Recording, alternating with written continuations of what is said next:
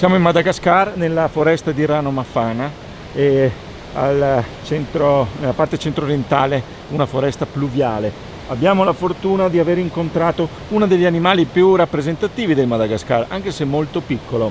È un insetto, il Trachelyophorus giraffa, il coleottero giraffa.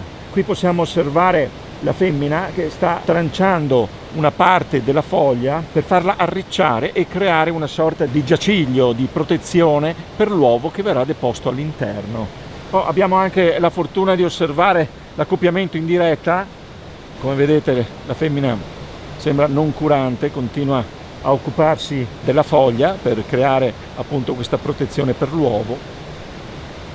Nel frattempo il maschio si accoppia.